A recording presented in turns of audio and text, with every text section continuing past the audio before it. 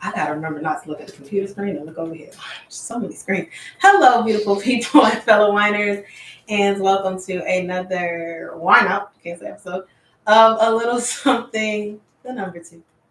Wine About with your hostesses, Shimon Camille. Hello. And Tae Michelle. And we have our, not really a guest, the husband is with us here on the couch today. Yeah. Okay, so before we really get into this, because for our IG viewers, you might want to jump over to YouTube because you're not going to get the whole thing. Just want to let you know, you are going to get a good hour or less. So if you want to see the full entire episode, just come right over here to YouTube and watch us live there.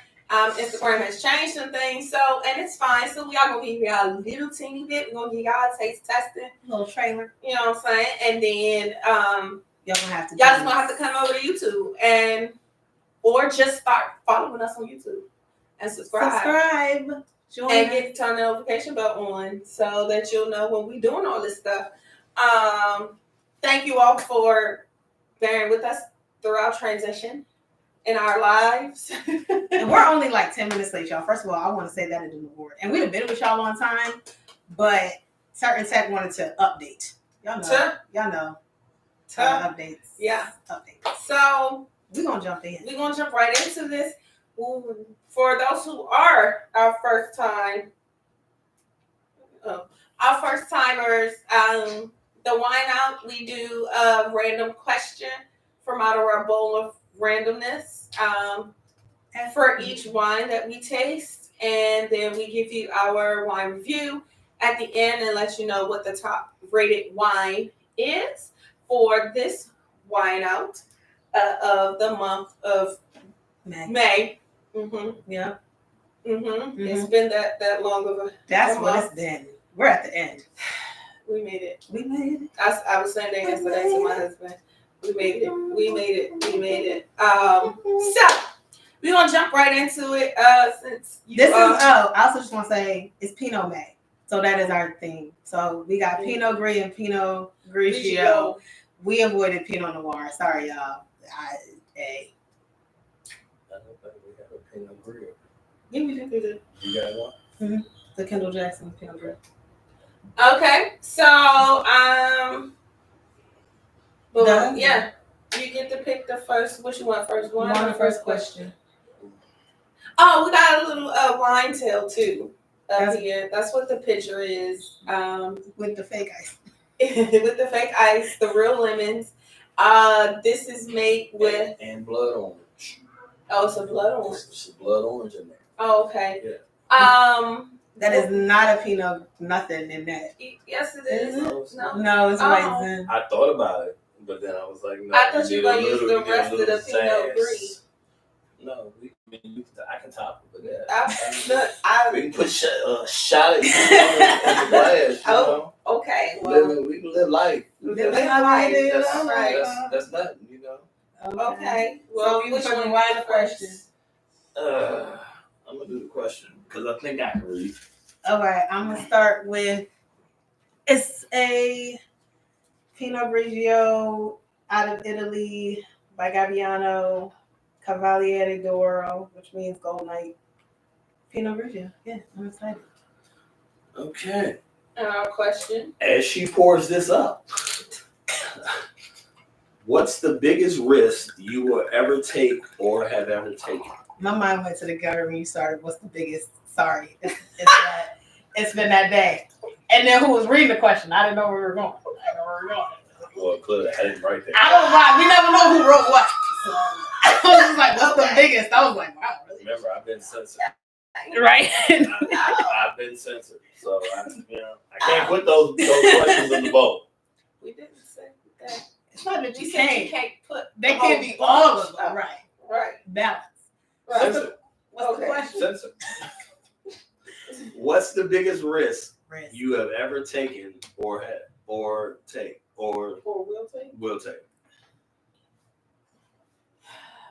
The biggest risk I have taken, obviously, has been getting married. That was a huge risk for a number of reasons.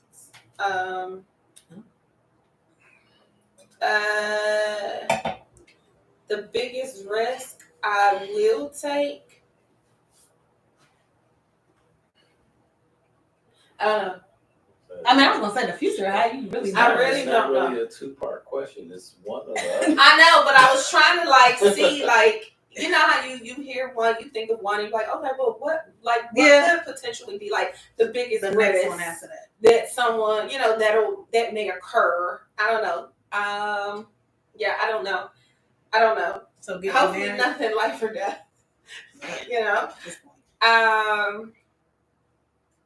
Yeah. So for me, the biggest risk for me was getting married. And Why? one, because I've always wanted to be married. Like that was never a question for me. It was, does that person want to be married to me all the time? Because people switch up. You know what I'm saying? Especially, I don't think anybody wants to be married. I mean, not, but I get that. Make the choice. You make the choice. Continue to be Right. But you especially, in the world, especially when we were younger, in the world, it was, divorce rates are high. People just decide all of a sudden, I don't want you no more. Like that type of thing. Oh, well, you got fat, clearly. Or the kids might have decided, what I'm saying, they don't like me and it caused the rift. No. Like, yeah, and that's nothing that I would ever want to do. I would literally exit stage left before I let myself draw a hole between you and your children. That's not who I am. But that's still a risk.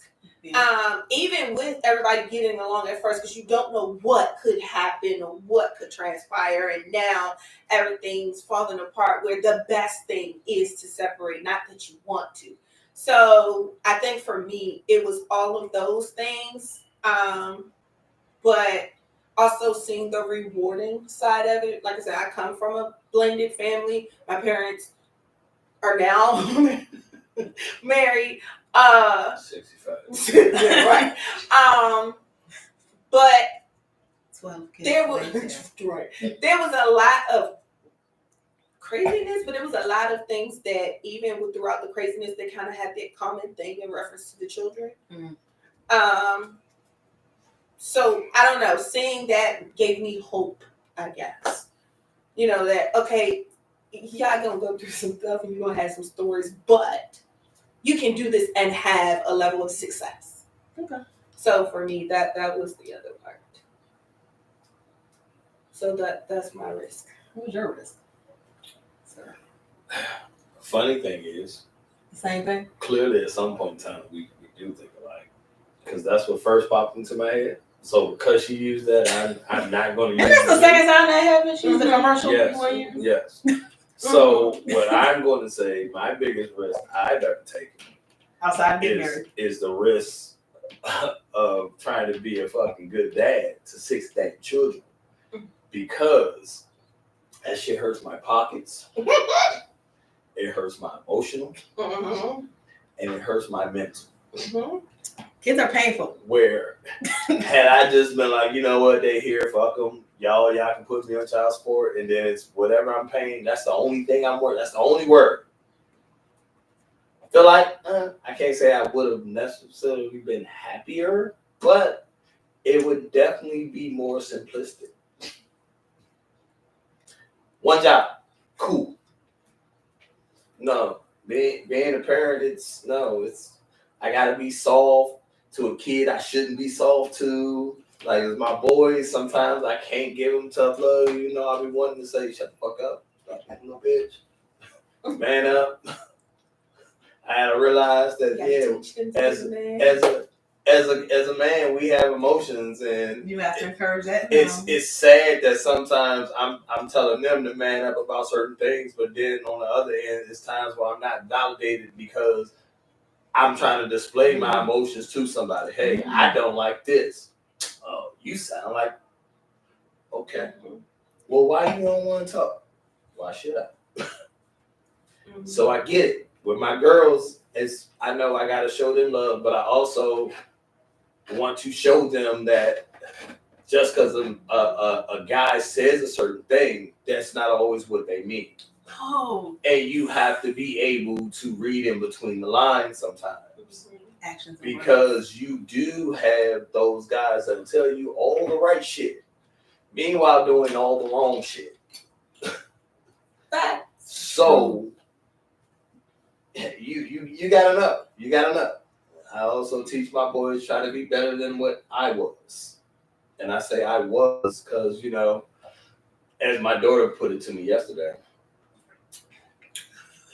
Dad, there's a first you and a second you. There's the first part of you, and then there's the second part of you. It was hilarious. We was in line at her. The first part of me, I guess, was not parent-wise, but woman-wise, I wasn't shit. That was the nice way of saying that. That was her nice way of saying The second way was, I watched my dad settle down and take all these sacrifices and risk for this one person playing the field. Yeah. Even though she ain't never really seen me play the field, people are observant. Kids are observant. They are observant, but also I try not to bring a bunch of women around my kids. So even if I had a bunch, she didn't know that.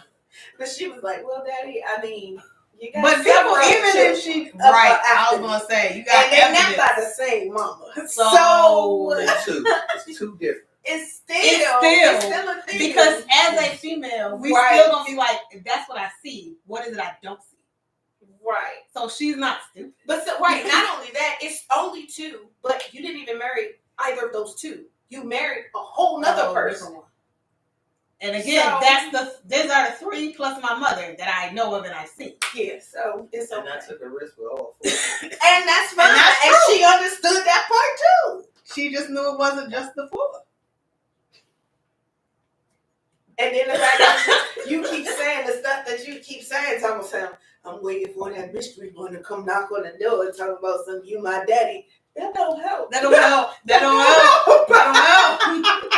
Might be true, but it doesn't help. Reinforces the cause. I'm honest with my kids. Okay, well then they get what they get. That is definitely. I think I'm past that stage now. I think that's why I probably say it now versus maybe 10 years ago. Because 10 years ago, it was like real life fear. Now it's like, if I ain't heard from you by now, then you just don't exist. I don't know what to tell you. I know I ain't donated to no sperm bank, so you can't get me that way. Yeah. So, okay. I don't know. I don't feel like, I'm not really a risk taker. I think I've done things trying to play safe so much. I'm trying to think of the biggest risk that I've had.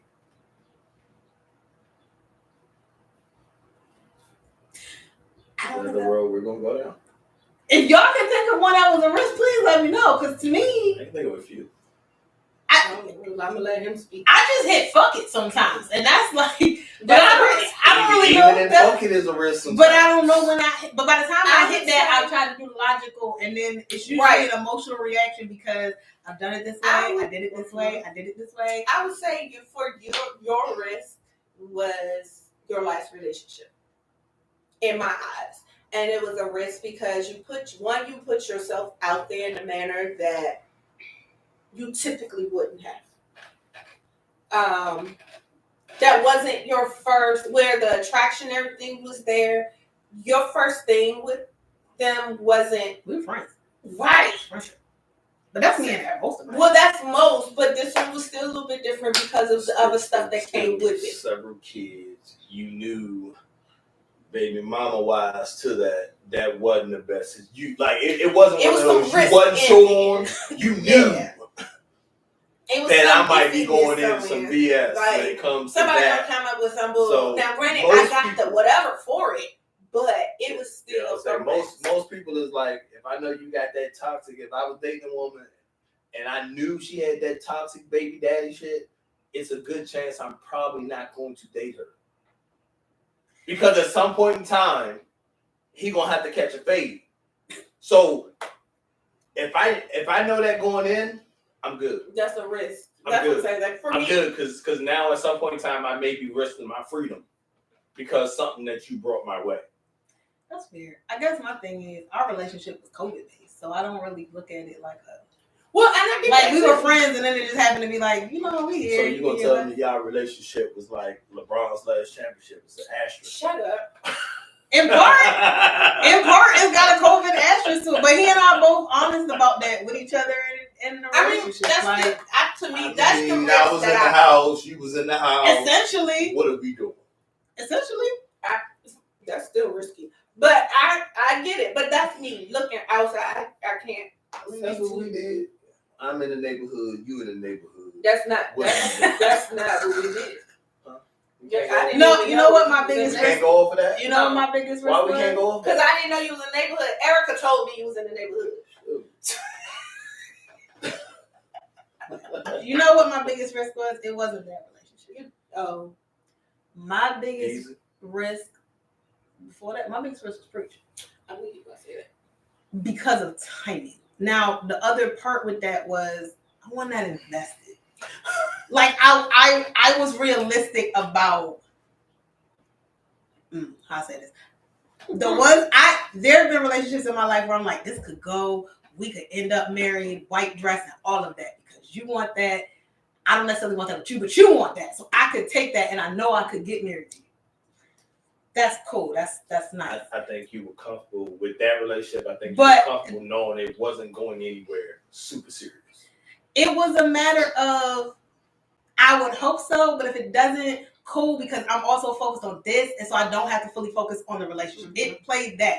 But I say that was a risk because I've always wanted children. There was a time I could have seen that with him if we had gotten married. But I was just like, I don't know if we'll ever make it there. Mm-hmm. And not for lack of love, not for lack of compatibility, not for lack of any of that, but for lack of, I don't think you know how to be what you say you want to be. Mm-hmm. I don't think you know how to be a husband. I think you want to be a husband. And for various reasons. I think you want to be a husband. I don't think you know how. Mm-hmm. And given what happened with my parents, honestly, I'd rather you don't versus you go through all of this and then you find out kids later, 20 years after, we should get divorced, but I really didn't. You didn't know how to be. Mm-hmm. So I think that was a risk. And I just looking back on it, it was. And I think it always was because I was always in, but I was always like 1 foot out the door too because I'm logical. Like, and I just, we still friends. Maybe we hang out. We'll hang out on Tuesday. But I think that was the biggest risk for me emotionally. I think that's what it was. Because most of the time I don't go that way. Yes. That was the biggest. Emotionally, you were definitely well invested. That was the biggest emotional risk I've taken. And the funny part about that is I wasn't even 100%. Mm-hmm. That's the crazy part. Mm-hmm. I wasn't 100%. I've never been 100% invested in any relationship. Well, that part I know. And I would be like, but you're not okay. Because me and her had conversations all the time. Me and Erica. I had conversations with Erica. Erica had her stuff. I was just like, yeah, I'm going back to New York because I got somebody I need to see. Like I had stuff happening in my life. But I was 70 to 80% invested in that one. And I still wasn't at 100. And it kind of depended on the year too. And what we were. But it jumped. It jumped in the range. The funny thing is sometimes with the ones that you know in the back of your mind, this is probably never going to work, is the ones emotionally you invest the most in. Yeah. That's the hardest ones you get away from. And I can say that because I saw it in you. And to be honest with you, I saw it in you. Yeah, it was certain things, but I let go. Yes. My thing, this is what it's always been with me. This is what's always been with me, right? We are taught, mostly boys more than girls, but I grew up in a different kind of household. But we are also told if you want high risk for high reward, right? Yes. Like that's what it is. Absolutely. So the guys that were like, for me, low risk, essentially to me was low reward because while I could get married, that's not necessarily my push and motivation in life. But it was also like, for me, God, it's so easy to get here. Huh. And I am the woman, I'll admit, that's I got bored. I think that's why some guys generally don't date or marry the woman that was chasing them. They'll marry or date the woman that they got to give at least a little chase to. Right. Because it's one of those, if it's that easy, a lot of people feel like that's not for me. That's not for me. And from the same, it didn't pose a challenge. And for me, I'm that person. Like there was an obstacle and we had to overcome it. Like that's me, and I will admit that this is probably from being a writer, because I write and like I live in like movies and books and everything. And there's like, even in romances, there is something. There was the hardship that y'all came over to be together. If it's just a matter of, I saw you, we fell in love, whatever. Where did that come from? Where? I have no idea. But even if it's that type of thing, Robbie, close that window. I'm pretty sure it's still open. It is. If it's that kind of a thing, for me, high risk, high reward. So I think I was the most emotionally invested, because I also figured if this does work, it'll be worth it. That's it. Like, I'm not worried about you cheating. Nobody can break us up but us. You know what I mean? Like, there are other relationships where you see external forces tear them apart. Because of the first 5 years and how our relationship even developed, I ain't worried about you. Literally, like, it's just you. You smell like something good. Jasmine. Anyway, but yes, so that's what I think it is. High risk, high reward, and that was that relationship, I think, was my biggest risk. Okay. All right. Okay, so what do you think of the Pinot Grigio by Gabbiano, Cavaliere Doro? I'm sorry. This is, I'm not gonna read the whole back, but it's there. It's from Northern Italy. What I'm looking for, you know this, 12.5%. ABV Pinot Gris. It's at least 11. Yeah. So what was your thought about that? I mean, it wasn't horrible. Wasn't great. Wasn't great. I'll give it a 2, because I'm a Pinot fan. Like, I love Pinot as well as the Sauvignon Blanc, but that one right there just wasn't like, oh shit, yeah. So that for me is a 2. Yeah, this for me would be a 2.5. I like the beginning of it, but the bite at the end was too much. The citrus or whatever. I thought you were gonna give it higher because it reminded me of Sauvignon at the end. Like, the citrus. It wasn't a grapefruit though, but it was a citrusy thing at the end of it that I was like, oh, that's not. Because it started and I was like, okay, this is a comfortable average Pinot Grigio. And then I was like, oh, no. Mm-hmm. That end. Mm-hmm. I'm a 2.52 as well. The bite, it gave more acid versus, in my opinion, it gave more acid versus citrus. Mm-hmm. That's the difference between the Sauvignon. Because I feel like the Sauvignon would have gave that more citrus on the end, where this one doesn't have that. It just has a bite. It's just like, oh, I know I drank something with alcohol in it. Type of acidity. Mm-hmm. I always start over that word. I'll be like, come on, sissy, hit it. Yeah. But for me, this is something that if they served it, it's like, oh, okay. You smell good. I must. I put on perfume, but it wasn't for flies. It was for the famous. Yeah. Alfalfa. My week happened. Okay. So before we go to the next one, IG, it's been a pleasure. We will see y'all later. Nope, because we spent so much time on the question we don't want to run into. Yep. So hop over to YouTube and you can finish watching this YouTube while she cuts that. I am going to go with our wine tail because it just looks so pretty. So if she put that, you should have grabbed the question. Well, I'm gonna pour this. It's so pretty, y'all.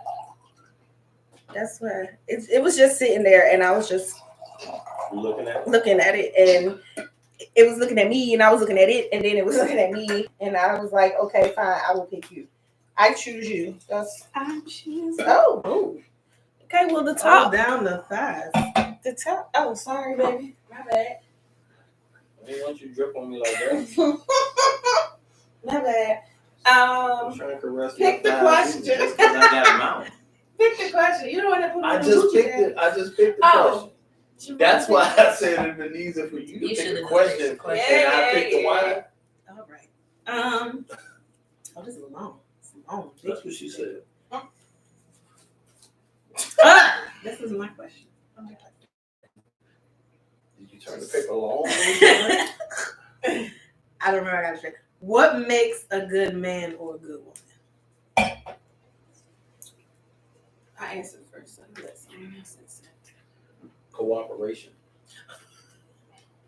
On both sides? Or are we talking just well, I don't want a man. But as a man, what makes a good woman in my eyes is cooperation. Well, no, I was saying That as a man, what makes a good man? Like, so it's two parts to that. I'm not gonna be stereotypical. I'm gonna say what I believe. Okay. Because a lot of people, this makes it no. A good man, for one, is a protector, a provider, a leader, okay, and a teacher. Okay. Are you a teacher? Teacher, right? I got it. Instructor. I'm just making fun. I'm just picking. So again, cooperation. So what makes a good woman? Right. That's what makes a good man. What makes a good woman? Cooperation. That's it. If we can cooperate on whatever it is, whether it's bills, whether it's children, whether it's job, whatever it is, because again, we're always going to see things most of the time two different ways.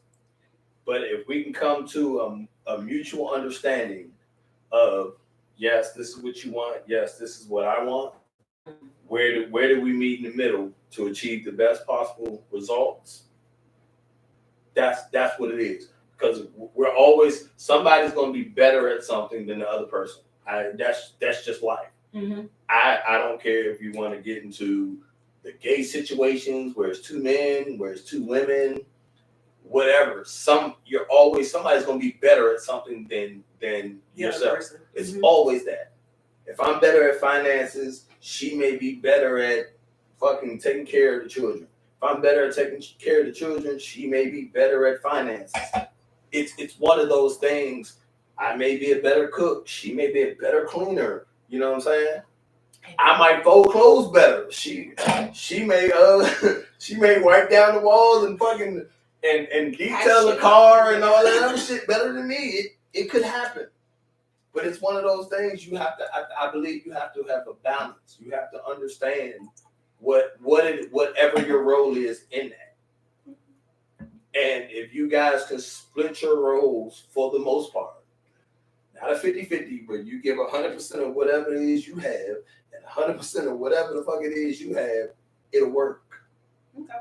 It'll work. That's why you see some people and be like, I don't know how the fuck they with that asshole. That asshole isn't the asshole to that person. Mm-hmm. He's an asshole to everybody else because you should not be, he's not going to be accessible to you. Or she's not going to be accessible to you. So she should have a certain demeanor when it comes to somebody else that's not family. Yeah. No, you're not allowed that access. That's what it's supposed to be. Correct. I understand cooperation and your answer, but explaining it, did you want to add just questioning collaboration because it sounded like that was a part of it too for you? I'm just asking. Did I not go into? Yeah, that's why I said I know you, but I didn't know if you wanted just to blanket all of that up under cooperation, or did you want to have it into? I just skimmed it for you. Okay. You know, cooperation, bulletin. I gave you all that. Okay. Because within that is the elusive word submission. And submission goes both ways. It does. Most of the time, a man, I'm not going to say all, most of the time, especially in this day and age, a man you expect him to provide for you financially and protect you. If nothing else, we expect our women to be cooperative. It's not even and be supportive. So it's times where we might feel low, like we might be struggling on something. It's a matter of, baby, you got this. I believe in you. It's not even anything you doing more than that. If you or I are having a bad day and you come home and you simply say, yo, I need a minute, just get that minute. Okay. Just get that minute. It's not 31 questions. Depending on the person, sometimes 31 questions, you're going to get a whole different outcome versus give me about 5-10 minutes. Let me depress and then decompress, and then you can come back and ask a question like, hey, you What good? happened? What happened? Versus immediately, yo, I need a minute. What happened? What's wrong? Like, just give it some time. Okay. So, in your opinion, what makes a good man and woman?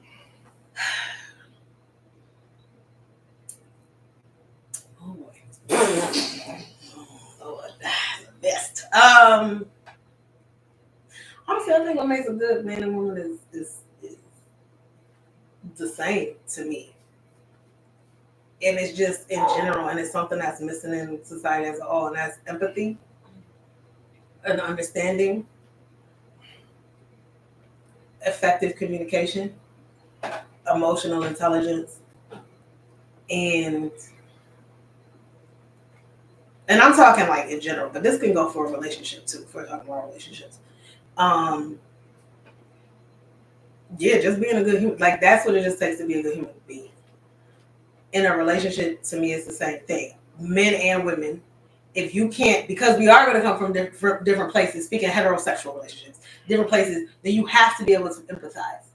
Because you're not going to experience what that other person is experiencing. You're not. Not for a lot of things. A whole lot. A whole lot of things. That's even from a female looking at it. Looking at the things that males are going to go through. That I'm never going to know what it's like for somebody to kick me in my balls. That's what I'm saying. I'm never going to have. A man's never going to know. I don't care how many cramp machines that they took you up to. You still don't know. It's still different. That's just a simulation. It's a simulation, and it's a simulation that you're mentally prepared for. Because you were prepared when they strapped that thing to you. You knew what you were signing up for. You ain't just walking down the street and oh Jesus, that's a different thing. I wish y'all could get strapped up to a simulation of getting kicked in the balls. And I did that. Where it's one of those, we get the simulation of the contractions. Because then some not all, some of y'all will still be reckless as fuck. Mm-hmm. But some of y'all will realize, oh, I wouldn't want nobody to do that. Truthfully, women, but this is the other part that I don't think men and women are not looking at it the same. The thing about the reproductive organs is basically a woman's reproductive and a man's reproductive organs are extremely similar. There's just one's inverted. Yes. Our ovaries are our testicles. Yes. So a lot of women who have gone through ovarian cysts know what it is to get kicked in the ball. It's basically it's pretty much the same thing. And a man who's gotten kicked in the ball, do you know what an ovarian cyst feels like? Because that pain is those are our testicles. That's what we feel all the time on the inside, and we can't do shit. Like y'all can cuff it, we can't cuff it. And but I'm talking just the outside. Now a uterine cramp is slightly different. Don't get it twisted. Cuffing it does nothing. That shit does not soothe it. It's just a natural. If you try it again, like, now at least I got it covered. Right. But it's not. It doesn't soothe it. No. That's my point. You go, oh, it's still a mental thing. You know how with something hurt, you can at least cover. You be like, it still hurt, but it's a cover. It's a Band-Aid on it. You can put a Band-Aid on it. You can't grab it, but some of y'all put pressure on that area to try to soothe it. Yeah. But this is my point of empathy. I think if we had more empathy and understanding for something like that alone, you would have less of this. Men have it worse. No, women have it worse. No, it's the same level of bad. It's just different. That's it. Yeah. I agree on that. Well, did you just dump that in the wrong bucket? Oh my God! I did. Yeah. Wow. Just let him dry. Because it was a closer bucket. It was like, I was like, oh shit. Oh my God. Okay. They seasoned that. Okay. They stopped. That water spray. That ain't water. It was water. Was it water? Yeah. That's why I dumped it. Because it was like, I was like, oh shit, that's not the bucket. That's not the bucket. Oh And we had a wine. That would happen. For me, what makes a good man or woman? I'm going to not speak in a relational sense. I'm going to speak in general. Morals. That is not scruples. That is not something that people are talking about nowadays, or they're talking about it. We're using all these buzzwords, but ultimately, it's your morals, it's your scruples, it's Your code of your conduct. code of conduct and what you stand on. You know, and sadly, that is disappearing, or it's becoming extremely faint or non-existent. But that to me is what makes first of all, having them Please have. to begin with is the first part of being a good man or woman or person in general, and then living up to them, or Trying. trying to live up to them, or holding yourself accountable to those things. And still, even in that, like you said, the empathy, understanding, like I can try to live up to my morals, but there are some times where that fuck it button that you have, it takes into effect. And that's why I definitely try to teach my kids. I understand, like sometimes you're like, oh, fuck this shit, I ain't doing that this time. I get it. But you also have to understand that when you do that, the consequence that comes with that, or that reward that comes with that, follows it. So if you can hit the fucking button, you got to be willing to take whatever the fucking button brings you. And sometimes we do, and sometimes we don't. So we got to keep that. But ultimately, it's your morals, it's your code of conduct. I think that having one and then doing your best to stick to and live by it is what makes you a good person. And that's what it is. Okay. Okay. I'm not gonna rate the wines. I mean, it's good. Yeah, it was really good. Mm-hmm. That's not even a wine for us. So. Nope. We don't really need to. It's To rate good. that. It was good. I mean, That was good. I made it, so I figured it was going to be good. Okay, so I'll pick a wet question. Wow. First of all, I already picked the wine. all of so them not wet. you want to pick the wine. Yeah. But I'm trying to pick the one that is wet because I don't want it to dry. Because you an asshole. And then we can't open it. Most of the time it's wet. So what is this wine, sir?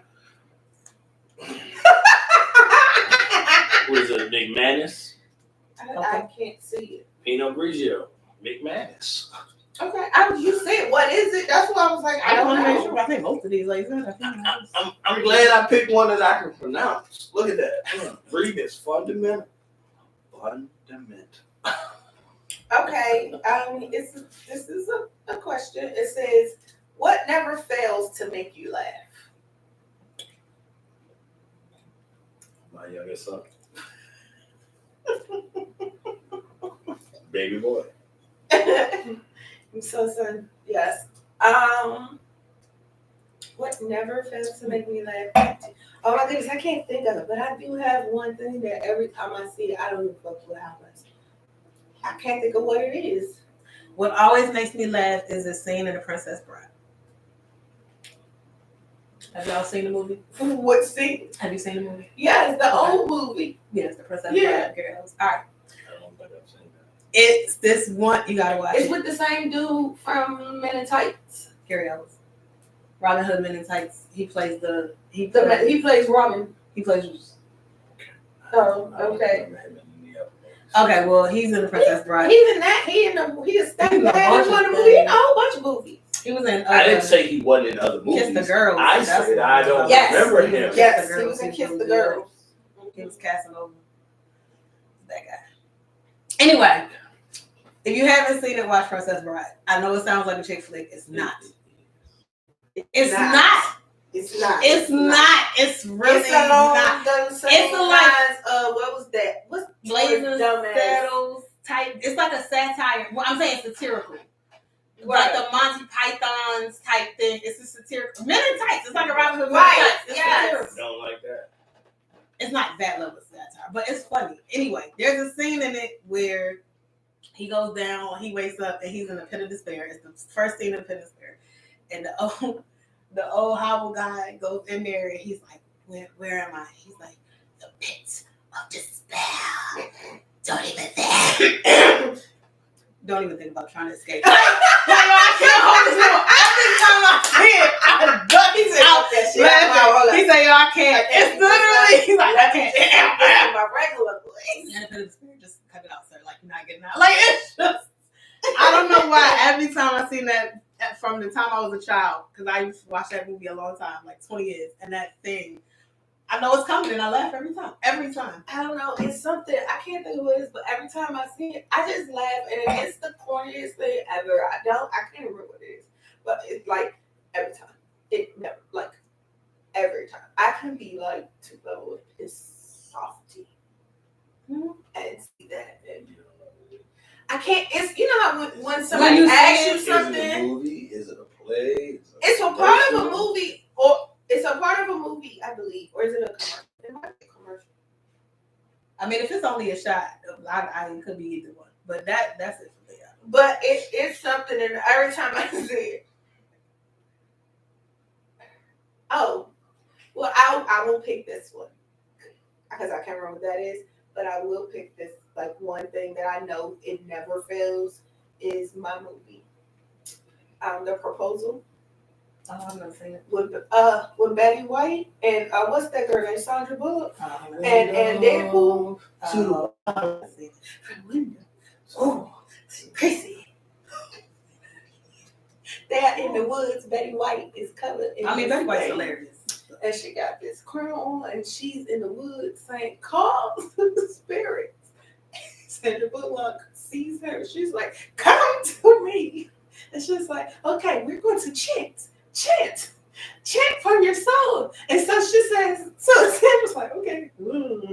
And so Betty has like these drums playing in her back, and then they are walking around the fire and doing all this, and all of a sudden Sandra's like, "This girl is crazy." She said, "Louder!" She said, "Oh, who sings from nature to window, to the wall, to the switch, down the walls, to hug." And then she just break out in a song. And Betty White is like, at first she's like, "Yeah," and then she started listening. Was like, "Wait, that shit is hilarious, yo."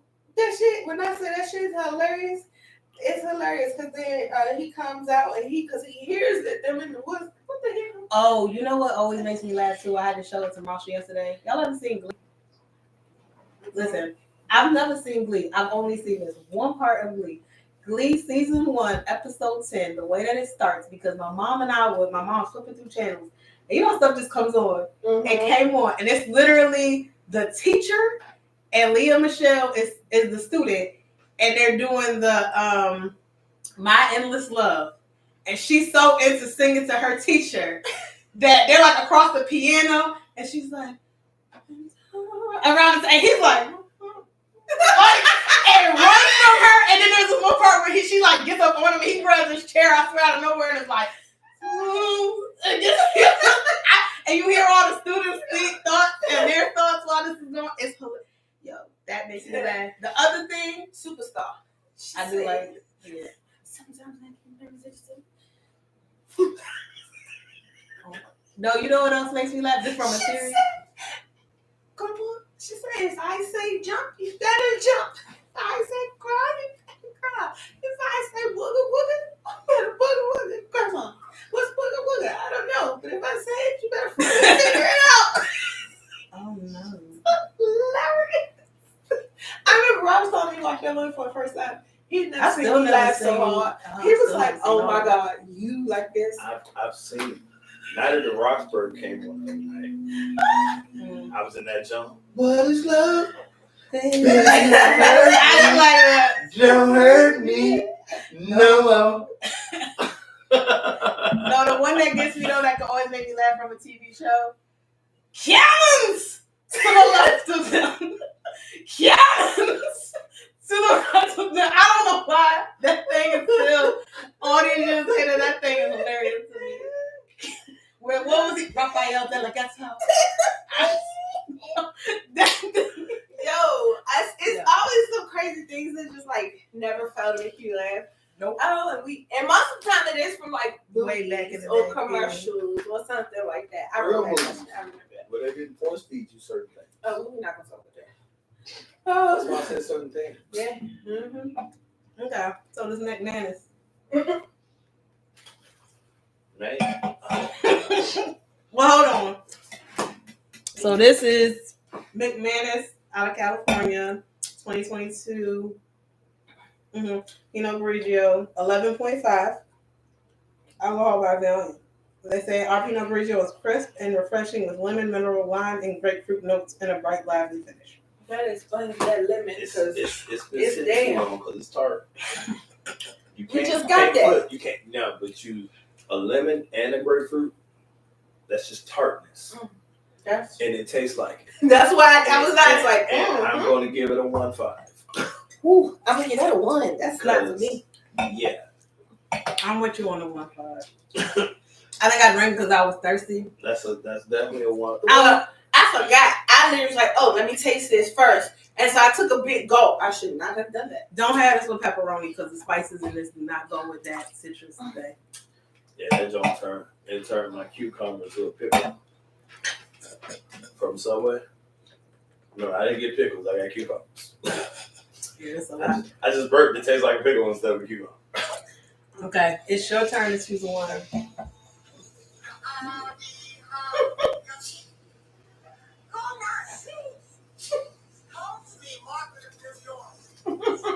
Oh, she knew her. Yeah. She was marrying That's her grandma. grandson. She's married her grandson.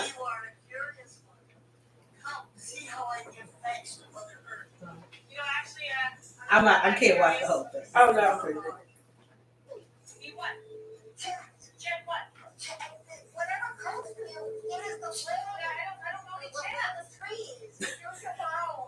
Use your vowels. Oh.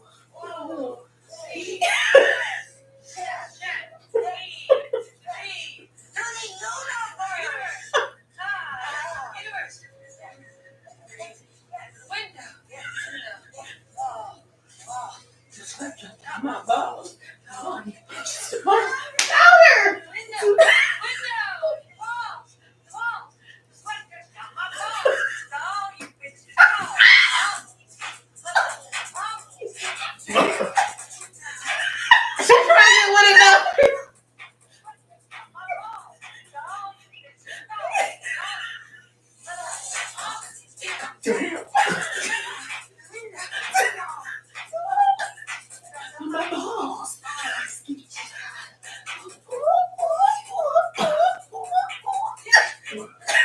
Okay. Something is wrong with everybody in this movie. And on that note, we're gonna move on. Well, she gotta pick the one. We're gonna move on to the next. She said, "Stop legally." Oh, That's my happy movie. Oh my. oh. Oh. You gotta pick the one. What you about to drink? No. Because you glad. Now, mind you, you just poured it out. It's your question. I just asked it. What are you about to drink? I don't know. We all about to drink. She still gotta pick. Okay. Okay. Oh. G. Rafania. What they said. G. Rafania. It's called the Genuine Collection. Argentina. Okay. Garrefigna.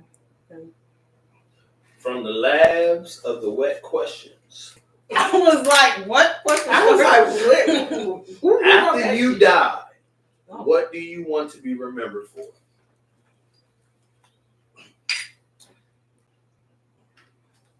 Siobhan, let's start with you. That depends on who you ask. No, just in general. No, because I don't. Not specific, because everybody's going to have something different, but most people are going to have something similar. Because you're going to have people that know you, Right. people that had limited, My answer is something. I just want to be remembered. No. So I just if wanna be someone remembered. remembers for how dry your feet were, you okay? I'm okay with that. But You you just remember. I'm just remembered. And I say that because like when you hear, like, well, for me, I hear my parents talk about their grandparents, their great grandparents. They knew X, Y, and Z. I don't hear a lot of other people talk about. Oh, not my family. We talk about everybody. I don't hear a lot of other people like. No, I'm not necessarily saying you, but I don't hear a lot of other people talk about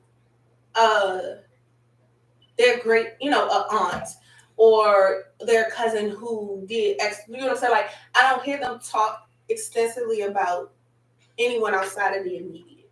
Gotcha. So, but also, this is also a thing for me, my own insecurity. I don't think anybody's going to care when I pass. Yeah, I don't think anybody's going to care. I don't think anybody's going to care. And that just maybe me, but I don't think anybody's. I don't think my death is going to make a big difference. Yeah. So I just want to be remembered. If you feel like your death isn't gonna make a difference, then maybe that speaks to something you feel you could be doing that you haven't. And that's possible. Because I know when I go, I know I'm gonna be missed, but I would rather be remembered for the good I've done versus the bad. Because I know I got some on both sides. So if anything, I'd rather be remembered for the good. Personally. Mine, but I say it depends because there are people that if I go and you don't think about me, I don't care. Like, fine, whatever. There are people I don't think it will. I think if I pass, like you, I just hope to be remembered by certain people. I hope Marshall would remember me. I hope Ethan would remember me as the mother that was always there for him. His actual mother in the definition of I raised you. Mm-hmm.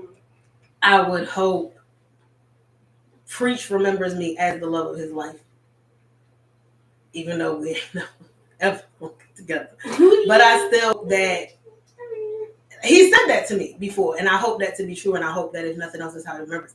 I hope that like you and Elle and Eureka, like I hope my friends, the people I call my family, remember me for all of that I was. For the logical, sensical one, for the one that was gonna call you on your shit, for the I wanna be remembered. I guess if nothing else than my friends, I want them to remember me as your mom was a real one. She was always gonna be honest with you. She was gonna be down to make you laugh. She would get you the bail money. She probably committed crime with you and tell you the whole time how you fucking up for doing the crime, but that if she gonna be there with you, she's not going down with you. So she was like, how to do this, how to do it the right way. Like I want to be remembered for that. So you're an enabler.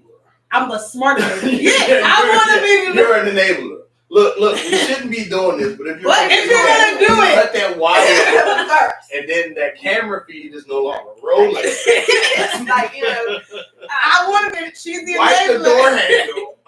He'll never know we were in here. She got us. She was the enabler that kept us out of jail. That I'm cool with being remembered as the enabler. Y'all a weirdo, so you gonna wear the red bottoms, right? You realize the sole of the red bottom is distinct, and you the only bitch in 30 miles. Take the dick. Where your Nikes at? You be better off barefoot. What did you know? Like anybody know where we can get a hazmat? So can I wear 2 left shoes? Is that what that's it? Change your walk. It'll change. It definitely will. Get a crutch. I don't need it. Can you pretend? Go with me on this. Go with me on this. What size shoe you wear? A 5. Get a 9. I can't walk. Get a 9. Man, we on the verge of getting caught. You're fucked. But get away with the clean. They find a footprint. They won't know. Not yours. It's not yours. So by my friends, I want to be that person. I'm cool because see you laughing. I want to be remembered and enjoyed, but I also want to be remembered for having it. That's what I want to be remembered. Yeah, I just don't want to be forgotten. But I don't care for a lot of people. I want to be remembered by certain people. I'm not talking about the masses. What I'm talking about is literally just in the midst. You know what I'm saying? Like that's what I'm saying. Like within the family, because I hear people like my grandma has I don't know how many siblings. Man, you know what I'm they saying? was getting it back then. They was tearing it up, okay, in the moo-moos. I'm just saying, but outside of, I mean, and most of the majority of them have passed. They may amongst themselves, they may talk to each other about it, but I've never heard a story about any of them. But you'd be surprised. I think you'd be surprised when you die. You don't know who gonna remember you. Right, and I know that too. But I just feel like because you don't know who remembers you now. I hope that a lot of my exes remember me now. If for nothing else, then remember me as the one who didn't make you a baby mama. You're welcome. Remember me as the one who's not a crazy ex-wife. You're welcome. I'm gonna be honest. I don't really give a fuck if my exes remember me or not. It's a reason why they were my ex. That's just me personally. I don't care because I'm not gonna say I don't have love for you. I don't necessarily consider you a loved one. I don't consider you why I want them. Sense. It does. So I don't. So therefore, I don't. What you remember me for, I don't care, and I say that because people tend to lie. That's true. People tend to lie. It's whatever's going to fit you, where it could be, I've always been there. Say, if you are baby mama, I've always been there, but you'll tell me, man, that nigga did shit and X, Y, Z. And so in that case, for me, if you're ex, I don't necessarily care. I care because the investment that I put into all my old relationships, all of them. Like the way there are women out here right now who have the husband that they had because of me. You're welcome. I don't expect my exes to tell their wives that. No, please. At all. If you're wives, please do. Well, but you don't have to, and it's not something that you need to say out loud. No, but I think some of that is common sense. Some of that we learn from even when you get married. People always say, I want to be married, I want to be a husband, I want to be a wife. Even if you've seen it growing up, you still don't know everything that goes into it on for either yourself. side. Right. And you don't know what's going to work for your particular marriage. Correct. So it's one of those things, it's still learning, it's an adjustment. So you can go in there with all the right intent and still get the shit wrong, but make it to the fucking finish line. Yeah. So it's one of those things. That's why I say, yes, everything's a learning curve. You could have had all the best women and fucked them all over. You could have had all the worst dudes and fucked them all over or left, and then you get to a point where y'all find what works for y'all. And at your funeral, your spouse may be, that was my perfect person. You just saying what we want to be remembered for. So I'm just saying I want to be remembered. I get it. It's just one of those, I guess, because for me, I don't really care what an ex says because it's an ex. I don't need you to say my fault, your fault, it didn't work out. I don't need you to say it and speak it out loud, but this is being remembered. You can remember somebody silently. You can hold them in your head and be like, you know what? I learned this from this person. You know what? I remember that we did this. You know what? I remember that kind of thing. You don't have to go and be at your, I want my children to remember my mama taught me how to fold a fitted sheet. YouTube taught me how to fold a fitted sheet.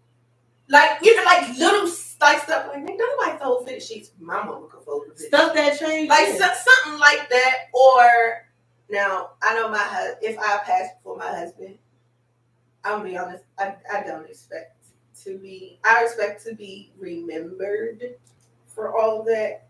But that man was gonna keep running going without him thinking about me. I know my husband. I love him. He gonna be like, and life goes on. I don't think you know your husband. So and I'm gonna just leave it at that. I don't. That's what that's a self-image. That is not you. If you know me, that is not what the fuck it is. Okay. So there's that. I'm be honest. My son, I feel like he'll miss me. And your son ain't gonna know how to fucking function. He won't. No, he won't. No, he won't. No, he won't. He gonna cry the moment he go to dump his socks off on somebody else, and he can't. I'm gonna be honest with you. You go. The first thing he gonna do, he gonna be at your parents' house for 2 weeks. Probably never leave the house, because that's his next safe spot. Because he don't know how to function without 3 y'all. So no, we don't. If you Well, go, the goal that's would the be yes. for The them to goal go. would yes, it would. But Right. I'm not talking about him still living with us. No, Oh, she's I saying think the goal is they her won't be grandparents. here. The parents won't be here. So hopefully they're not going to. You know what I'm saying? Like this I not don't me. know. Tomorrow. Sometimes old people outlive us. I mean, I And get that's that the part too. unfortunate part. I get that part too. But the way people ideally would think it's supposed to be. But I think with them If he married to passing, what's the name, he's just gonna be whatever woman he with. Right, he gonna be up. I think if, and I say that because I feel like with She ain't know what to do. if them two passing, not you already know. No, I'm talking about PR ain't gonna know what to do when if that one die. Oh, I ain't got nobody to text now. I am emotional. you everybody emotional. So you want to be my ESA? Can I get that? I'll be real. Got room in. I feel like if I died, I feel like Mickey would be. He wouldn't know what to do. Damn, my drinking partner gone. Like, fuck, what do I do? I ain't got nobody to go around with me. Cause everybody else tap out. I do believe my dad definitely feel like my dad would hit. Everybody else tap out. I do believe that. Strangely enough, never thought I would. But I think the only person mine would hit really hard would be Marshall. I think everybody else would be alright. Ethan might be fucked up. Ethan and Marshall, but they're the same person. Everybody. I ain't gonna lie, and you know how I feel about that person. That ain't gonna be fucked up. Preach. He gonna be fucked up. Like, he gotta be alright because he got preaching. I mean, that's fine, but he's still gonna be fucked up. He's still gonna be fucked up. I think it'll hit him without him. You know how one of those things would sneak up on you? It is gonna be one of them, but it's gonna hit him hard. I know that's gonna hit him hard. I know that's gotta preach my funerals if I go. We already had that. We already had that. I told them at my uncle's funeral that we just went to. I was like, I don't want a sermon. I literally want a concert. I want singing and dancing at my funeral. I don't want the whole and the part. I don't want none of that. I literally want to. Please don't do that. Give me a concert. I don't like. You gonna give me what I want? Nigga, ain't nobody burying you naked. I don't want to be buried naked. I want to be naked. If you gonna show my body off, I want to be naked. Why am I going to show his body and he dead? Who wants to see the dead body? Listen, people do it all the time. It's called a viewing. necrophilia. It's called a viewing. I don't. Is that not a dead body? Just because it's dressed, it's still a dead body. I understand that, and I don't want to see that myself. So I just want a New Orleans style after, like funeral after. Like I just want party to pop out. So when in my funeral, depending on who shows, Cookout, smoke food to be there. I just want everybody to give like one good memory that you had. Then I know I'll be remembered. I don't want that. Whatever your memory is. To be honest with you. Don't tell people the truth. Don't tell people the truth about me. And I don't want to see people shocked faces. I'd rather everybody get up there and tell me the most fucked up thing that I've done.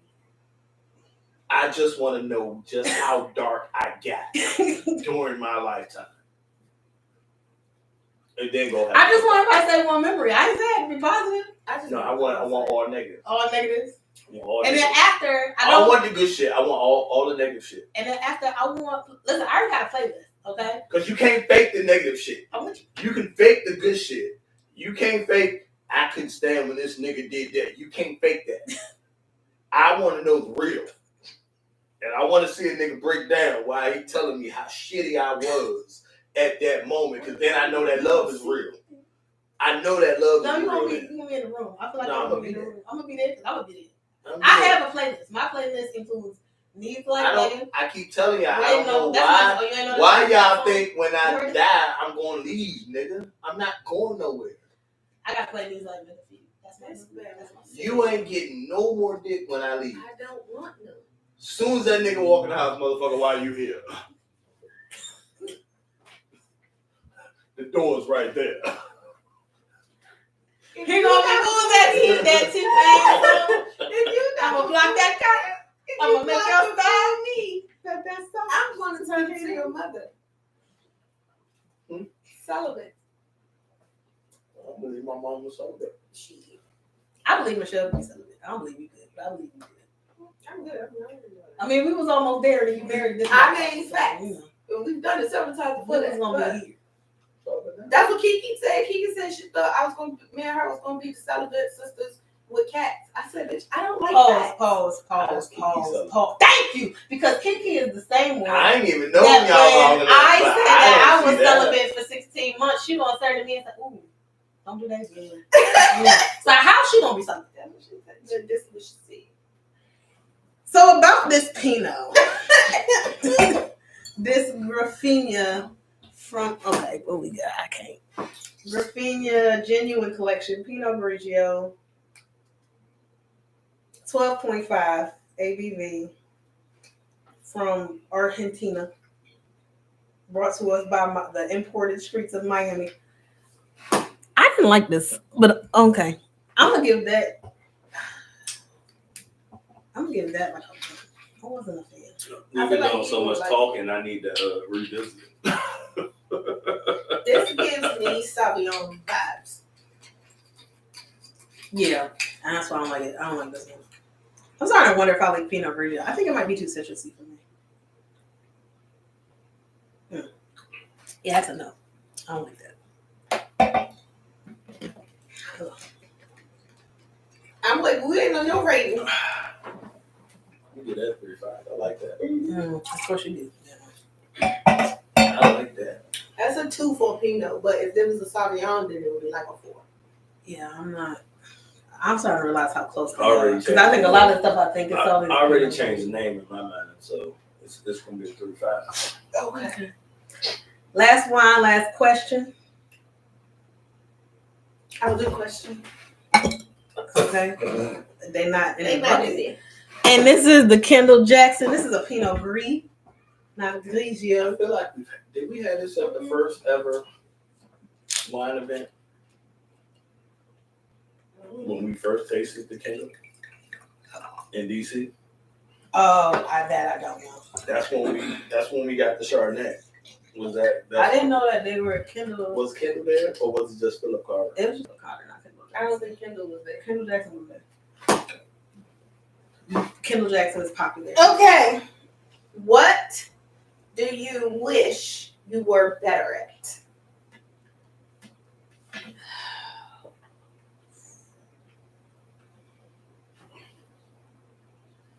Taking risk financially?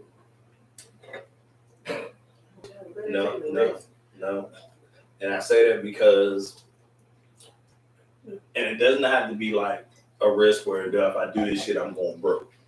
But a lot of times, I think so far in the future, if this shit don't work out, nobody eating, I won't do it. So you think Like- real short term and not long term? Yeah.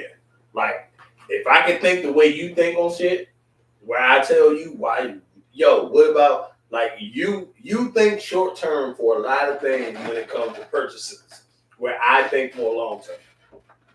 Where I'm thinking 3-4 weeks down the line, and you thinking fucking 2 days ahead.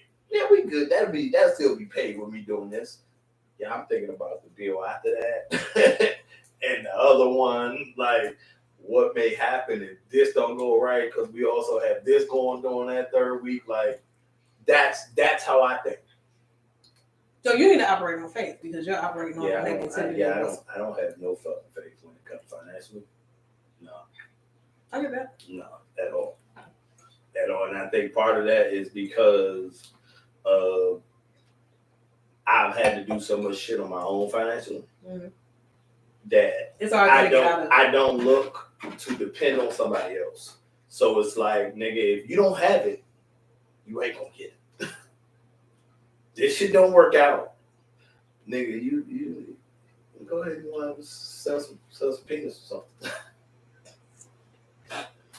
I don't know how you're gonna get out of this. Hired your car for 2 months. By the way, I've done that, not prior. Not 2 months, I did it for a month. I definitely hid my car for a month. Where I was like, I'm driving wherever the fuck I want to drive, but my car can be nowhere near my location. As far as where it's registered, I did that shit for a whole month. Okay. I've Done. I robbed Peter to pay Paul.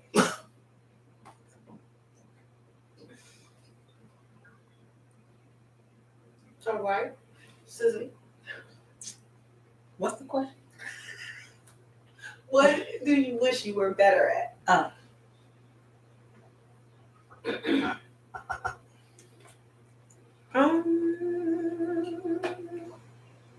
I wish I was better at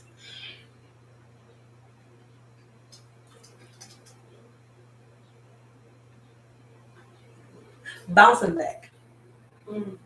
Listen, I know that part of what my issue is, and it's a challenge for me because I am diagnosed depressive. So rejections of any sort, but especially personal, hit hard for me. Especially because if I can't understand why. Like my biggest issue is lack of clarity. So I don't know why. If you tell me this is the reason, that's why I don't do well with like ghosting, but I've gotten accustomed to it. So I don't do well with like, I feel like I read rooms well. So when somebody is like, oh, I just didn't feel that vibe. And vibes are real because I definitely have felt that same way about other people. So I try not to take personally, and I try to live into it from a logical standpoint, which was what happened. The one I was telling you about, the gun range dude. I feel that same way about people where just we don't vibe. So somebody telling me, yo, I just didn't vibe with you. When I'm like, I mean, it wasn't like a best vibe, but like I thought we was cool. You know what I mean? Like I try not to. I'm trying to not take rejection personal and let it put me in a really dark place, especially given my history and how I grew up. I wish I could better be like, okay, in a healthy way, because I tend to be like, fuck it, burn the shit all down. fuck your kids and your mama too. That's how I tend to internally do things, and my reaction is literally like, fuck it, delete it all. I'm done. Quit. Let me go back to what I was doing. So the podcast we need to do the graphic, we need to do this, we need to do this, I need to do this for job, I need to do this for work. Then I will just inundate myself at work. That was extreme. But that's me. Whole family can die. That is her. I'd be like, so I blow this shit the fuck yeah, up. I'm like, we're gonna come back, come on. It's all right. I get it. I blow the shit up. It's okay. So I'm trying to get better. And I think, ironically, in dating over this past year, I have gotten better because it's been, okay, we're moving forward. Yeah, you put yourself in a position where you had to. Where I have to. And I don't have time. I literally don't have time to wallow on one dude or one person or something that just didn't work out. So it's forced me to practice that and change mindset of certain things. Like I did speed dating, it was trash, but I flipped it mentally to like, you know what? And I told her, I work from home and I worked from home for 4 years. So I don't have, and now that we're doing conferences and stuff, I don't have the small talk shit. Like the, hey, how are you? Tell me what you do in person. So I looked at, even though speed dating sucked and it did nothing for me, it was literally me randomly talking to 9 people for 8 minutes and having to figure out conversation. Even when I sit down, this person sits down, you look across from somebody and know this ain't it. But instead of just sitting here twiddling thumbs, you still try to be, so tell me something about you. You still try to be social. So I took it as professional development, right? I'm trying to change mindset on things. But I wish that's something I'm working on, because I wish I were better at just not going to that extreme and not going, because I used to get there fast. At least this time, it took me like 9 months of bullshit, 6 months straight of bullshit to get here. Because it used to be like 2, and I'd be like, fuck it all. Like, so I'm trying to get better. That's good. What do I wish I could do better? I wish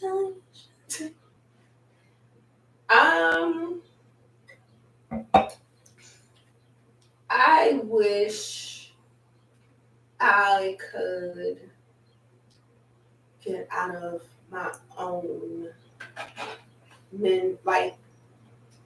I wish I could calm my mental a little bit better. Because where my husband thinks, like for my purchases, I don't think long term. I actually do. But I don't think it translates the same in my communication for certain things. You don't communicate. It's just there. I What is this on the doorstep? Oh, well, I brought this thing. You talking about the thing we talked about and we said we would make a decision on? Yeah, but when I did it, it's only $20 this time, and I saved money. See, that's but her. But that's logical because then I didn't say it wasn't logical. Later, there's that middle part that you just skip over. The hey, I saw it at this part, so I'm going to go get it. Okay. It now becomes a surprise purchase, and that surprise purchase. You don't know that. You don't know that. Well, you didn't communicate that. That's the part you don't get. Because you communicate that with me on Mondays or Wednesdays.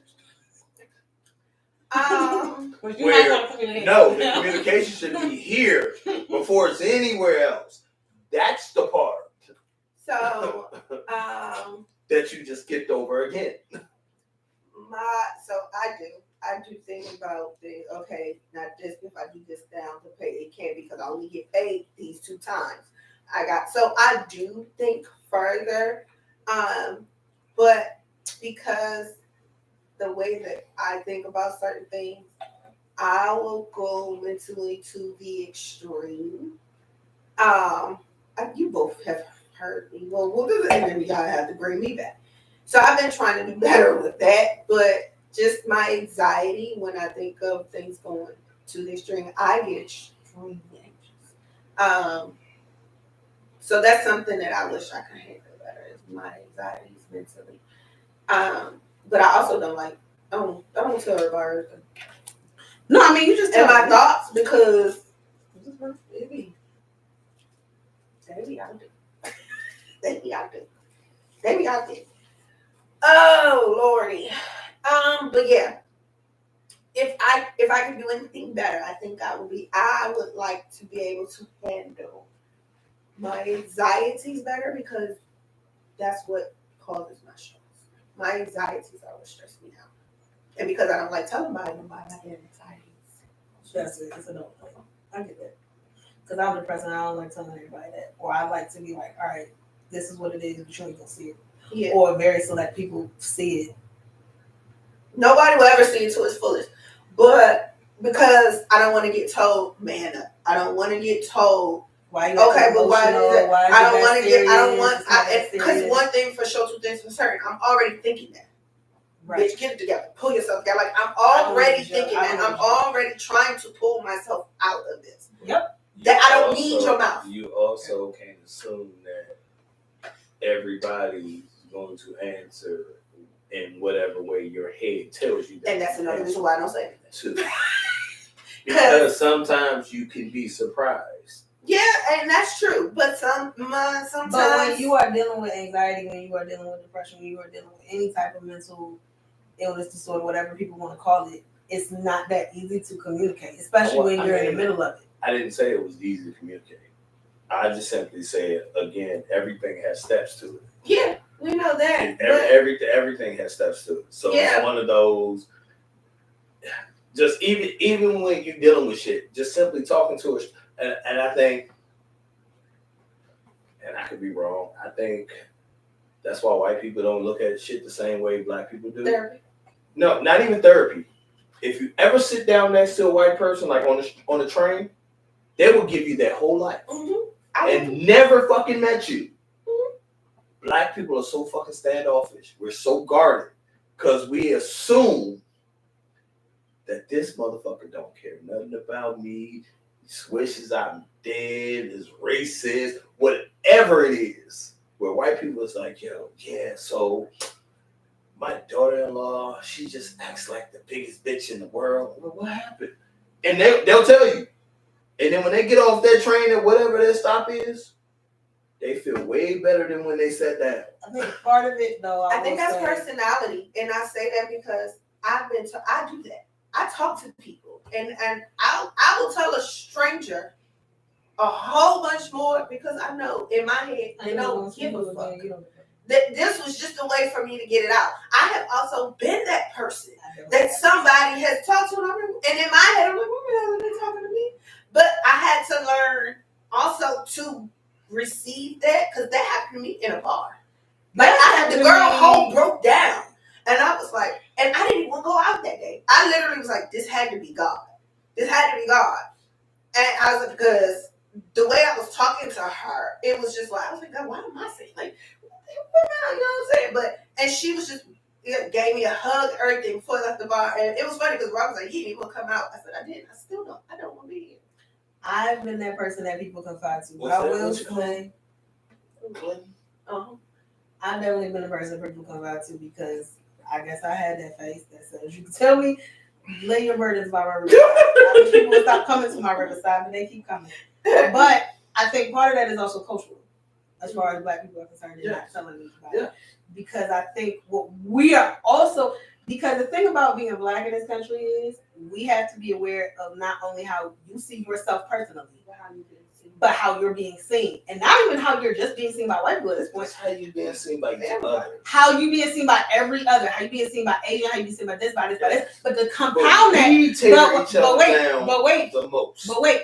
But I'm just talking about talking to any stranger on the bus, regardless, bus, bar, whatever, regardless of their race. The other thing Black people are aware of more than white people, and that our burden more than, and I'm speaking white, Black specifically, whatever you say, even if it's just, you know that whatever you say, or I know that whatever I say to this white person about me is not just going to be about me. It's going to suddenly reflect the race. It's everybody. And I think knowing that, because we're already truthfully at the bottom of the social hierarchy, we don't try to do things to put ourselves in that position to be even worse. Because as white, Susan can come to you and tell you, my daughter-in-law is fucked up, and she's been stealing from me and robbing, and fucking got 3 baby daddies, and it's just gonna be Susan. And Susan can tell you that about her daughter, Katie. And that's just Katie. And Susan can tell your Black behind. If she was Mexican, can tell her. If I was Asian, can tell me. She can tell the world. Susan can tell everybody. And they're gonna be, oh, Katie. Katie is just, Katie's a mess.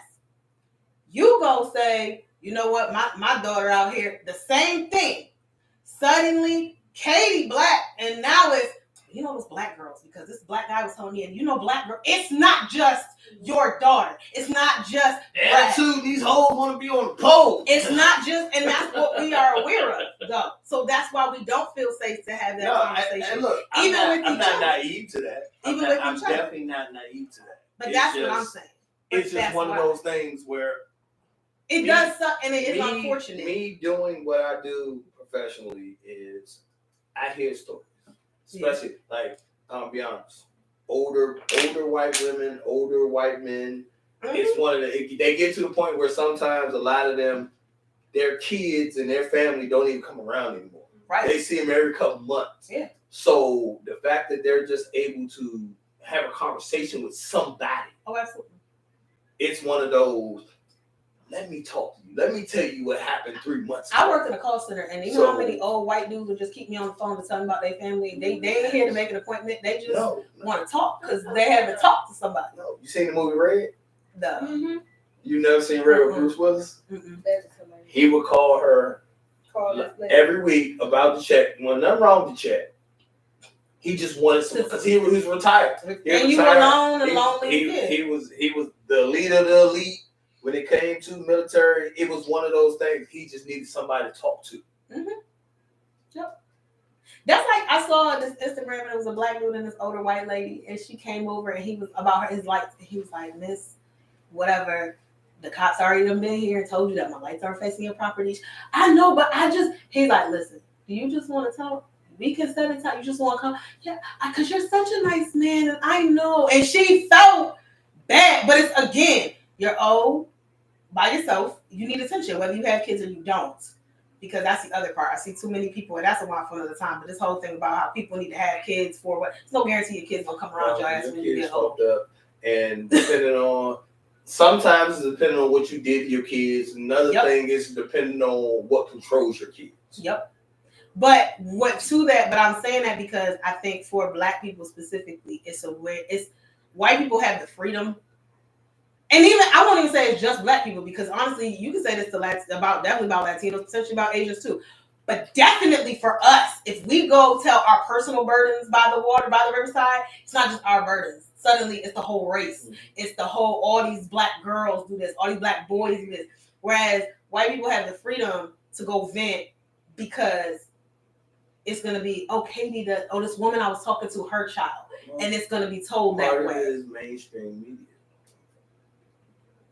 Things that certain groups do aren't portrayed the same way. Well, we know that too. That's part of it. That's why if you ever notice, but I'm just saying it from the point of what you were saying. If a black dude does something, yeah, it's I need to dig up whatever your criminal history is. Correct. That could have been first offense.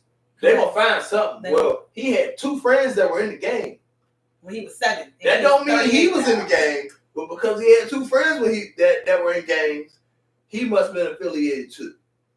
I mean, but white people go shoot up a whole school, and this guy was on a roll for 8 years straight. That don't mean shit. It ain't even that, because if either one of them did something to me in that moment, if it wasn't something that was provoked, meaning I'm defending myself, nigga, you're both fucked up. But it's not even that, because you literally have how many CEOs went down for like embezzlement, and then when you look at their past. Well, he stole from the first company he worked at, then he did this at the second company, and then he did this at the third. It's the same way that they pass along certain people who have records. Again, a lot of things are passed over depending on the color of your skin. And I'm not going to be naive to that. I'm not going to act like that's not the case. And that's one of the things that I've said, even when I was like, if I ran a business, in my eyes, I would love to employ my family member like white people do. But me personally, I want to employ the best candidate. Where I would love to be able to put you on. If I have a family member, I know this nigga is nowhere qualified for the position I'm going to put him in. I don't feel comfortable putting him in that position. Because I don't, yes. But what they do is they go get somebody of another race that's more qualified underneath him and pay him half that salary. And it makes that non-qualified motherfucker look good. And they'll make sure they keep that one that keeps him looking good. He'll continue to move up, because as long as he moves up, I keep him with me. I was just saying that for the fact of your point of why we don't have these vent sessions with random strangers. That's what we're Yeah. We're not in that position to be safe to do that. But so that's one thing I wish that I could hone in on my anxieties a bit more. I think that will help me a lot in reference to my stress levels. And I do have another one that I wish I could do better. Or something I wish I could do. It's not that I can't, but I mean, I just wish it just came a little bit on my discipline. I wish that came natural too. Overall, like, I know there are a lot of things that I do that I'm really good with. Just like, okay, nope, this is that, boom, boom, boom, boom, boom, knock it out. But there's some things that that's the thing. You have discipline. It's your discipline in certain areas. Because you have discipline in other areas. Michelle's thing it's certain areas that you're less interested in. You don't have the same level of discipline. I don't even think that you don't have discipline. No, you don't have the same level. Because my fitness, that was a discipline thing for me. I could have chose not to be a certain way. But it was one of these, no. For me, mentally, if I knew I went and did what I was supposed to do, I felt better about the day. I was less stressed. It allowed me to make decisions a lot easier where I didn't overthink things. So I think all that went hand in hand for me. Now the fact that, nigga, I might go on Monday, Tuesday, and then I don't go back to the following Wednesday. And it's one of those like, yo, what the fuck are you doing? Like, nigga, you ate shit that you know you didn't want to eat because it was no, nigga, this is what the fuck you're doing. I think it's priorities. But I was just going to say Michelle to me is more on the stuff that we do together is more of a visionary person. That's not necessarily not having discipline. That's just, I think, following through is questionable. But we are here 4 years later. I mean, yeah. So there's something to be said for that. Is follow through not discipline? It's part of it. But now, so for me also, I think something I wish, honestly, I was better at was motivation. I see that. Like, for me, an easy motivation for me is, let me do this, because if I don't do this, this shit ain't gonna get done. That is you went where I went. I don't have nothing else on the table is what I'm about to tell you. We still got to do the review on the Pinot Gris. That's more of that's an easier motivation for me than, yeah, I'm gonna do that. The whole happy. I can't. Motivational speakers get on my nerves. Like, oh my god, just stop. Oh, that's annoying to me. I think that's for, like, when, like, you know, like some trainers that be like, yeah, nigga, shut up, because I don't want to be here, so I don't want to hear your phony. Yeah, you can do it. I mean, we know that there's different types of. I'm not saying, and I've had those type of trainers because those are the ones I can still. My mental is, let me do this to get this over with. I don't feel like hearing your. That is a motivation to me versus if you're an asshole. If I have an asshole trainer, that's like, oh my god, you did it. Now I'm not doing shit. Well, that's versus you want to fight the system. Versus that's accountability. That's what that is. Asshole trainers are normally good because they hold you accountable. I don't mind the being held accountable part. It is it's the tone. But it's a tone. It's the way. It's the manner of accountability. It's the manner of it. That's the issue that I have with that. I would rather deal with the happy-go-lucky cheery. Oh my god, you get on my nerves because I just want you to shut up and I can get this done. Versus the asshole. Can I ask you a question then? You've done dance for so long. Everybody that trained you in dance, were they soft spoken? Nobody that trained me in dance. So here's my thing. Why is it problematic in something that you love? It wasn't problematic for them to be aggressive, asshole-ish. But it's something you don't want to do. Because of motivation. You need to be soft That's spoken. it. But you that's just the reason. said it. It's the motivation. I'm motivated. But that's for me, that's a mental thing. Because and that's fine. If me being an athlete, that's what I'm accustomed to. Now, don't get me wrong when it comes to my job, because to me, whether you my boss or not, we're a colleague. But we are a colleague. So that's saying. different than me paying you to do something. Or me being here when I don't have to. Right. And a sport and dance, you don't have to be there. Right. You choose to be there. But that's so what if I saying. can take the grueling demand from you on that, and I'm choosing to be here. It's the same way versus your job. You're paying me to be here. Right, but I'm not job So wise. I'm not taking the same. But we're not talking about the job. No, but it's a mental thing.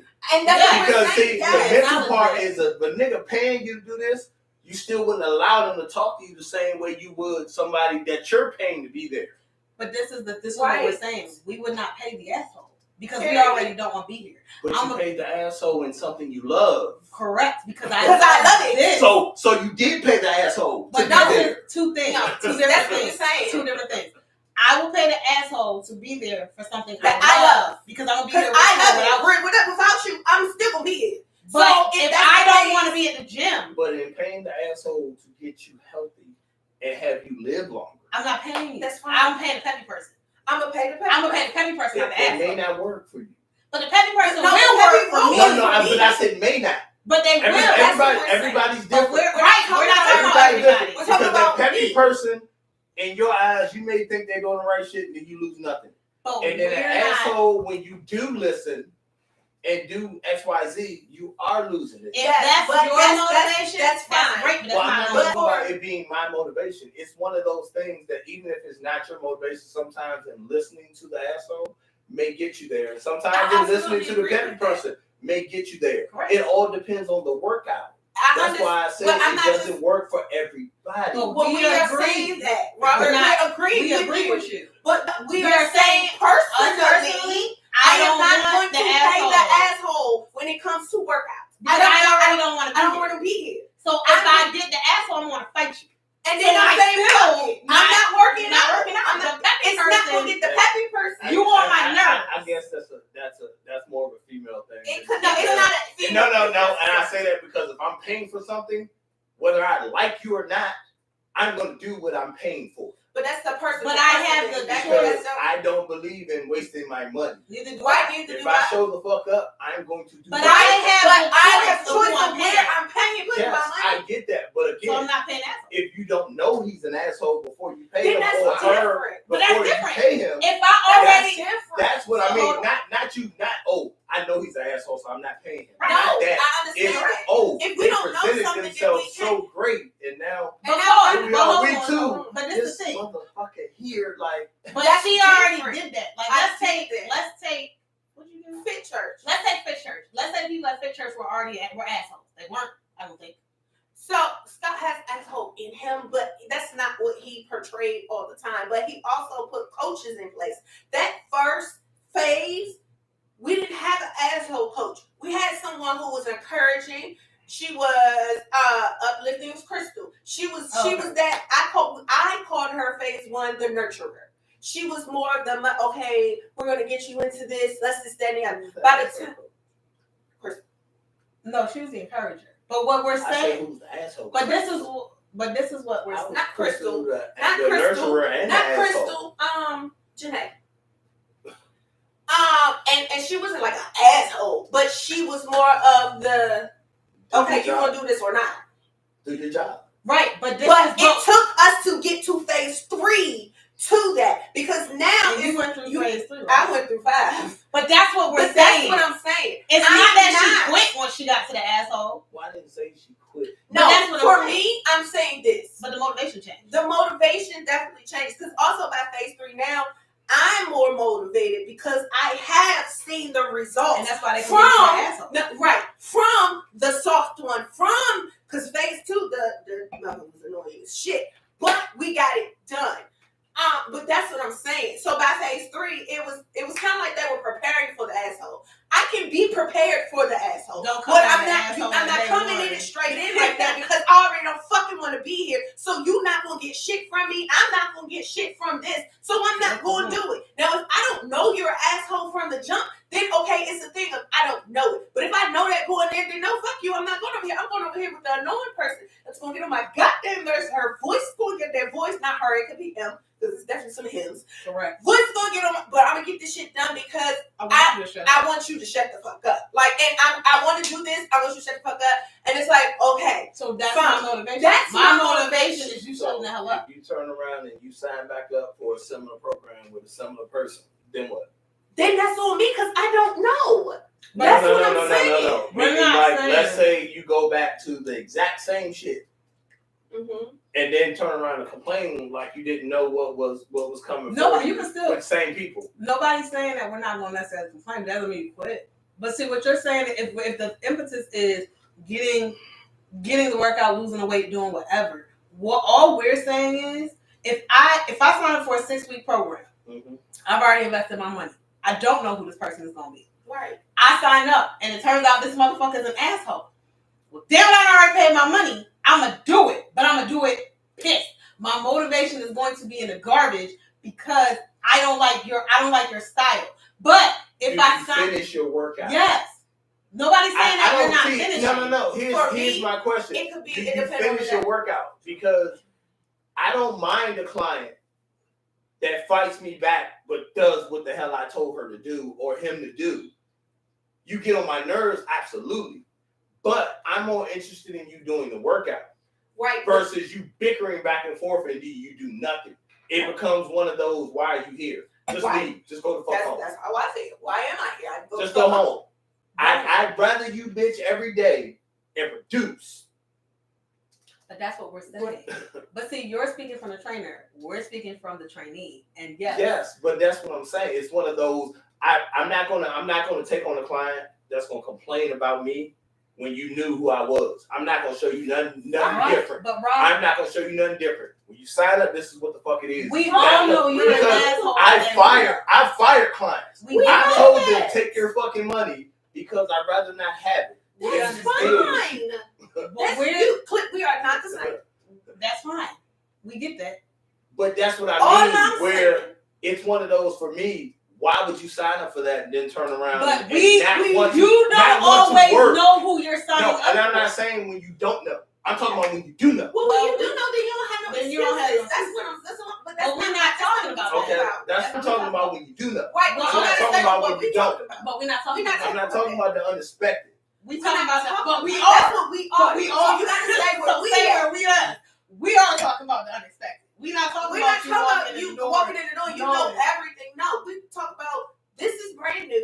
I I don't know what I'm this, dealing with. but I do know who I am, and I know what want. motivates me, Right. and that's what I'm saying. Correct. I know for me, I wish as far as motivation, because that is something that at times I lack. What's easy?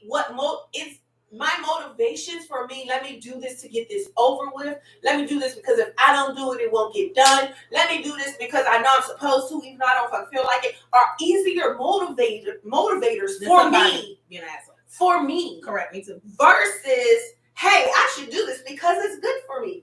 I know that. I know that, but because honestly, if that was the motivation and that was all it took, you wouldn't need personal trainers. People would just literally be like, "Yo, this is good for me. I'm gonna do it." That's all I'm saying. That part I understand. That's all I'm saying. That part I've always said. All that I'm saying. That part I've always said. Nigga, if you can do this yourself, you wouldn't need me. Right. That part I do get. Correct. But I just want myself motivator. It's one of those things. Not everybody is that gentle motivator. Some people is like, no, you signed up. I need you to get through this. I need you to get through this. Well, I don't need you to die.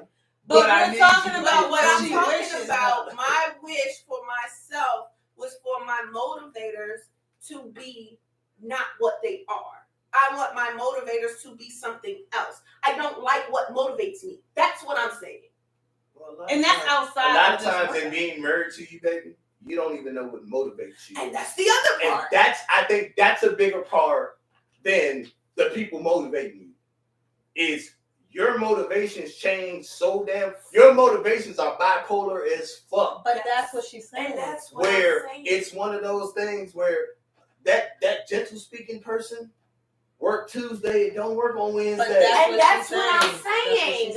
And then it may work the whole fucking week, and then as soon as somebody say hello, fuck you talking to me for? Whoa, hold up. Right, that's what she's saying. What I'm saying. But that's a you thing. That might be therapy all the way. Not even picking the right person. That might be therapy. But that was the question. Therapy. That was the question. No, therapy wasn't the answer. What do you wish you were better at? Therapy. She wishes she was better at motivation. Therapy. Then that may be the answer to getting it's the answer to getting the motivation and everything else. But that's fine. I'm just saying what I wish is you had better motivation.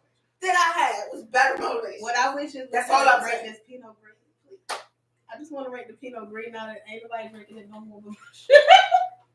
I never tasted it. Right. Okay. So what do you think? Because we gotta stop with you. This is good. Now that I got all the. I mean, we like an hour 40. Better motivation than that.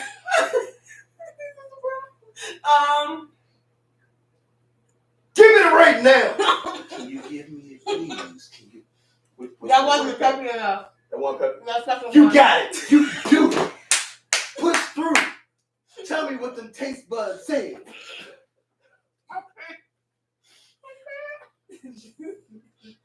Shut the hell up. That's what it said. Yeah. That wasn't good. I thought I was there. You was right there on my nerve. I was in the pocket. I wasn't there. You was there. You was there. One more rep. One more rep. I'm uncomfortable. I'm uncomfortable with your pump, with your peppy. I'm uncomfortable with your peppy. Stay angry. Stay angry. Stay angry. Stay angry. I'm about to put that as a hashtag. Stay angry. Stay angry. Don't be happy. Stay angry. Y'all heard it first. That's my hashtag. I'm literally gonna put that on a t-shirt. Stay angry. I told my crew that. I'm always mad. Just because you don't know it, I may come in and smile one day. I'm still mad. You should get them for your clients. I'm still when they mad, it's your hashtag stay empty. Man, right fitness. Period. I'm telling you. I will wear that shirt. I'm about to make that shirt. I'm not even playing. I will wear that shirt. Because people come at me. Yo, you mad? No, like I would wear that shirt to work. Yeah. They would be like, Michelle, are you mad or not? Are you as mad? For me, anger has always been a motivator. If I'm angry, I play a better game. If I'm angry, I have a better workout. If I'm angry, I'm actually more focused at work. If I'm pissed, I'm the best driver there is. Speeding. Like, I'm out in these streets. Nigga, you know how concise them tunes are? When you you fuck this bitch. You like, nigga. You are like hit the If I'm good, nigga, I'm like, do I have enough space? You start questioning yourself. You get angry, you be like, fuck it. We all go fuck no. You don't This nigga. When I do that shit, she be like, don't do that no more. What you talking about? But I just think I knew I was good. I knew I had space. You know how they tell you don't drive angry. I never forget I was living with my brother.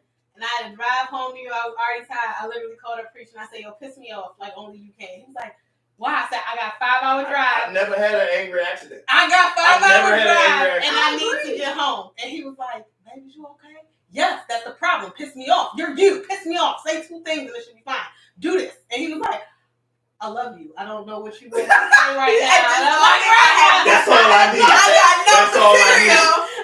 If you love me, you can treat me better, motherfucker. Wow. Bye. That's all I need. I won't talk about motivations anymore. It's a lot going on right now. A whole lot. But so my rating on this is a 2.75. Okay, so what's your? I guess mine would be about the same. I wanted to like it more because it's a Pinot Gris and it's Kendall-Jackson, and their Chardonnay is the shit. It is. I'm also just starting to realize with this on the table, You don't really like Pinot Grigio? I don't really like Pinot Grigio. It's probably in my bottom 5. It's not for me no more. And you know how it's funny though, because whenever you start drinking wine, people always tell you what Riesling or Pinot. Riesling or Pinot Grigio is what like most people's intros to wine is. Pinot in your bottom 5. It's not good. No, not for you. Oh, For this one. It is. Chardonnay. Because we didn't have a whole lot of Pinot Grigio. Well, you gotta think about how many different types of wine. Like if I'm just giving 5 out of all the different wines that we've had. Though? The bottom of 5. So I'll give it Pinot Grigio probably about 5. Now, I might have Pinot Grigios that I prefer over other different types of wine. brands. That becomes a brand thing. The brand thing I'm fine with. The grape itself. I know your brand is going to change, but the actual. Yeah, but the grape itself, Pinot Grigio What's your is top about 5? If So- Pinot is number 5, which would be number 6 on the top 10 now, if we're talking about it. So, Chardonnay, of course, is my favorite. We know this. And then a Riesling. Mm-hmm. And then Malvasia, because we found out that's a grape. It is a grape on its own, yes it is. Uh-huh. And then it's going to be Yeah, I don't know that. your wine. You trying to say The Sauvignon Blanc. That's 4. And then the Pinot. Pinot I don't what? know. No. Grigio. Then But that that's would, why I said that would be in your top 5. I said She the said second the one. bottom. You said bottom 5. Right, The bottom of the top 5. No, she said bottom 5. Bottom 5 is worse. That's why I know what you're saying, but I know what she meant. I know what she meant. Yeah, when you said bottom 5, I was like, nigga, what other wine? And knowing you're not a red, so what other wine?